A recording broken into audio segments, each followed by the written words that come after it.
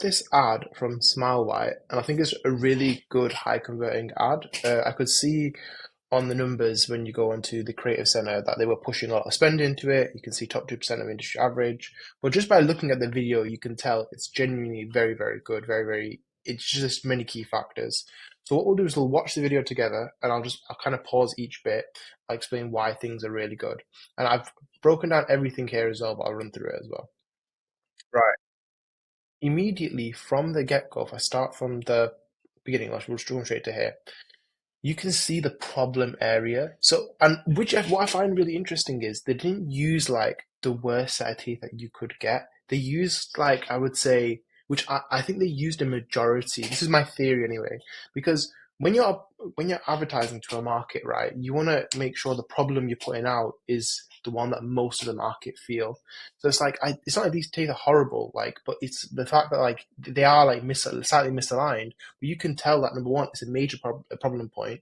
Number two, you can get the most amount of eyes to look at it and relate to it immediately. Like if it was super like let's say horrid, um, I think what would happen is a lot of people would click off faster. Oh, but then in relation, people would click off faster, but the people who did have that problem where they're really horrid would probably stay as well because it's more relatable. But then again, there is an old counter argument of saying, right, actually, the worse it is, the more intriguing it is. I don't know what that was. Oh, bruh, that was really random. But yeah, so it's what I find interesting, I think especially at scale, when I'm talking about these ads as well, I'm talking about these ads at scale because imagine if you're pushing say 5K a day or 3K a day behind it. I think this ad here would be a really good one because it applies to a lot of people. It's not an extreme case. Um, but yeah, that's what I think. Especially what you can actually see as well is, and I point out here, look at the skin texture between the two people. Obviously, it's the same person, but you can see this person's more tanned. And I feel from maybe my lack of being too much of a boy, but I feel like their makeup is done a little bit more. I feel like she looks better on purpose in the like when she's recording herself, opposed to the image. Like purposely, she's made herself like really centric on like focus centric, so focus on the teeth piece. Um, Immediately and then try to make yourself look better because obviously that's the after transformation. You always want the after to look better than the before. Um, but this is what I found immediately. Also, you can see within like the 9x9 squares, you can see right in the center, immediate pain point. Very, very, like very, very easy. Like that, this is definitely gonna stop a scroll. Um, and then you got the first three steps. So basically telling you how long it's been, the time frame. It's also leading up to that next point as well. And I didn't actually realize this until later down the line when we come to here, but I'll show you in a second. But what? One second. Also, it's really simple, very straightforward. I find it a really, really organic ad. Also, keyword 19 weeks and not 5 months. I think, personally, my opinion, completely opinion based, that it sounds like a less amount of time. Again, for the person's very natural. I feel like she's a very relatable person as well to a mass audience. Because again, with Smile White, you can tell they're probably spending quite a bit on ads, so they want to be appealing to the most amount of people. Um, but I think that's a key point one of the video hook, very, really strong. Then I think I've broken it down to three segments. So it's like you want 4 seconds. Right. What I find unique here, and this is just because I've worked in with like aesthetics, right? Notice I should really misalign are quite crowded. There's many words that you can actually kind of say here, right? And I noticed she didn't say it's not straight or anything like it's I think personally why this is key, and this may maybe just be over dissecting, is that if you say your teeth are misaligned and crowded, like if you're a person who has this set of teeth but doesn't have the confidence to go to the dentist or doesn't really know what to call it, you are now put into a category. So it's like someone who has worse teeth will not they'll be considered something else. Like let's say they're called considered super misaligned, and this one no, say I don't know. I'm trying to think of a like type A misaligned or type B misaligned. I feel like these keywords here, because the majority of people will probably book onto a call straight after, the consultant or the person who's following up with them will continue with this, and you're then like subjecting that into a category, or you're putting them into a specific what do you call it? Into a specific, what do you call it? I forgot it's completely called now. Like basically a term or a group of people. And then if you're going to say on that phone, oh, a majority of people or a lot of people have this issue here, or have what you call misaligned and quite crowded teeth, you're then setting them up to want to move with the majority, because a lot of people want to move with the majority anyway. So it's like the ad, you're basically continuing from start to finish what you're saying in words of what the customer journey is essentially. Probably could have said that a little bit better.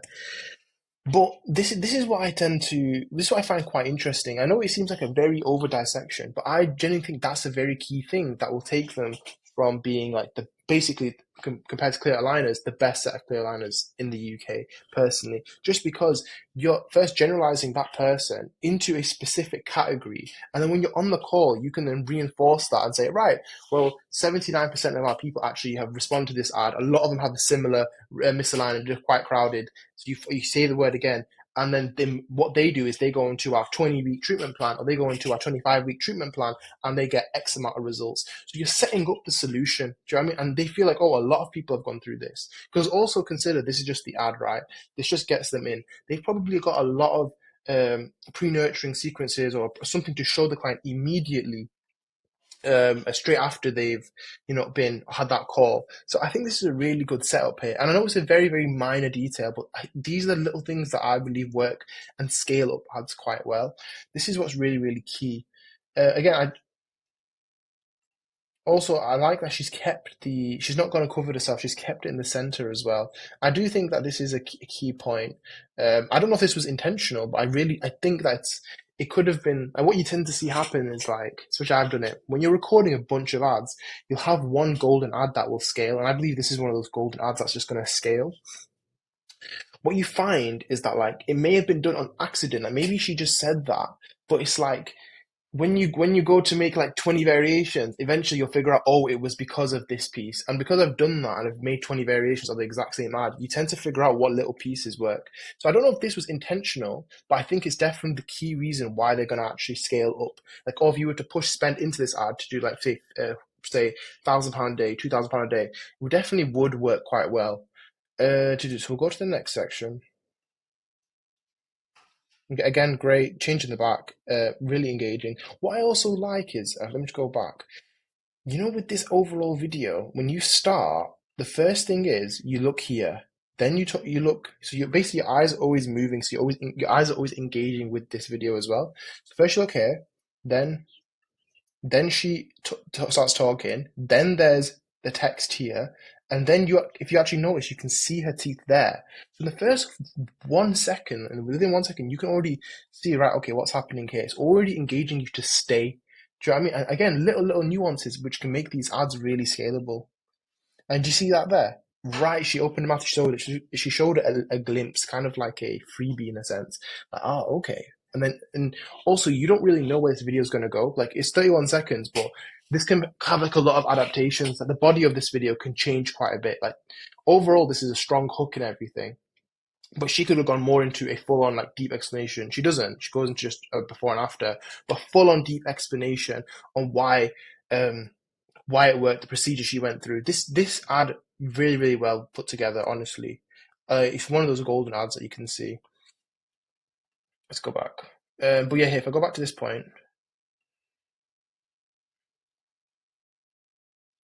Oh, no, it's this one here, sorry. Oh, is it working? Come on, there we go. Oh, it's just loading. Good angle. What you could actually test here as well, like multiple angles, like every 2 seconds changing it. I think that would really engage the viewer as well.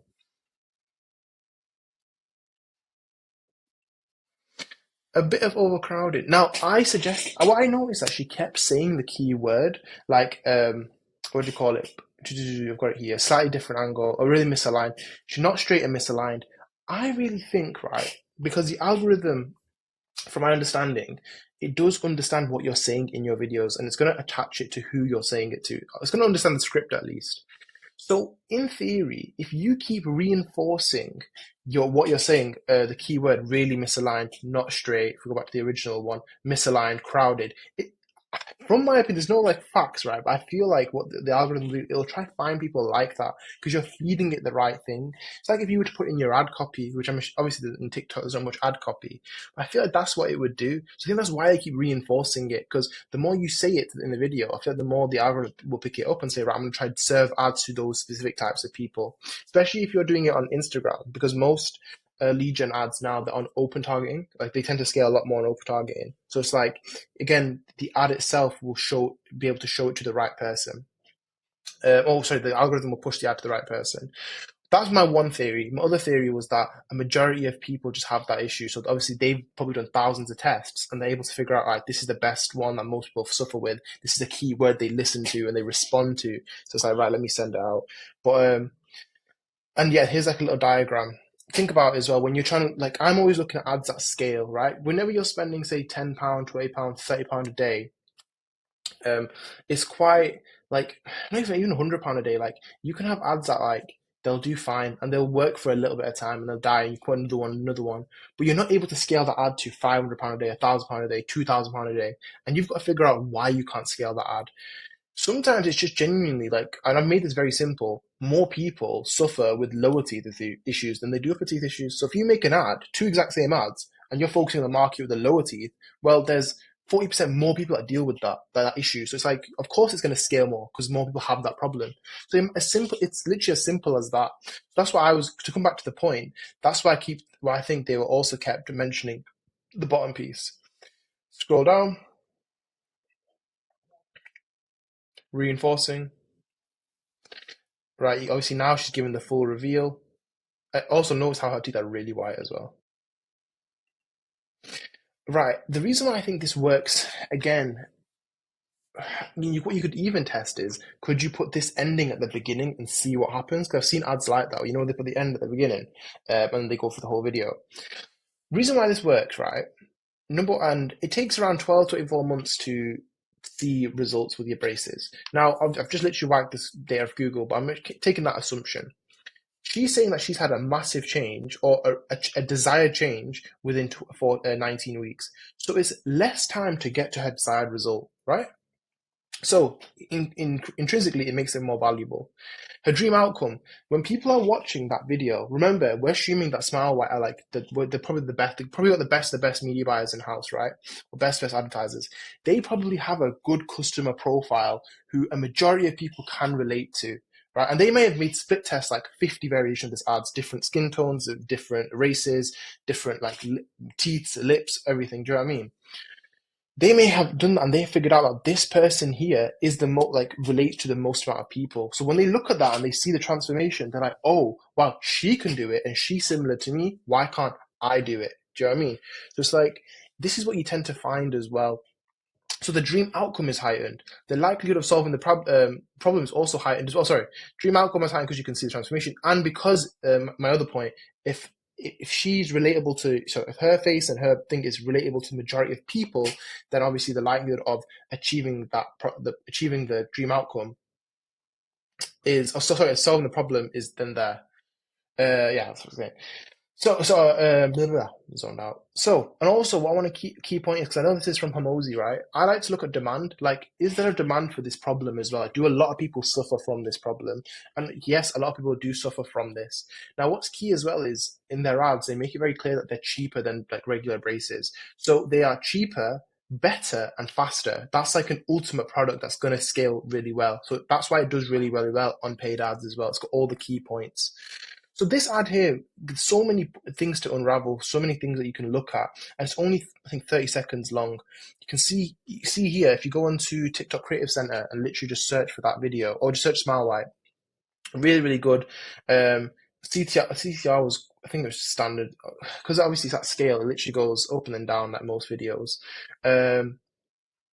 But when you look at the conversion, the people who remain, the clicks, really, really top of the average, top of their industry average. Obviously, like their competitors, it's quite an easy market to win because their competitors, they don't put as much effort into the ads. Like I think even when you go in it, the assumed competitor is someone like Oral-B, and like So obviously that's a massive brand. They're not really looking for conversion. So they've literally got like winning formulas, which I would say are from e-commerce type of ads. That's the way I would look at it, to be honest. And it is an e-commerce product in theory.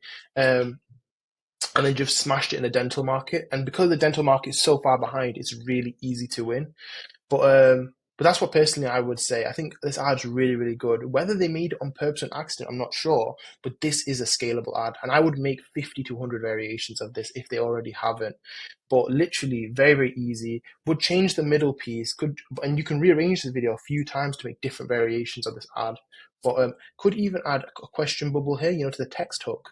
Um, for example, if you had a text hook here like a bubble, it could say, I'm just thinking now, oh, I struggled with I used to get bullied when I was like, for example, when I was 14 for having not straight teeth, or you can put controversial things, not controversial, but like really key statements here. So, which can stimulate even more, what do you call people stopping the scroll. But even then, like overall, you've got the main problem point here, so it's really easy. So yeah, I think it's a really, really good ad.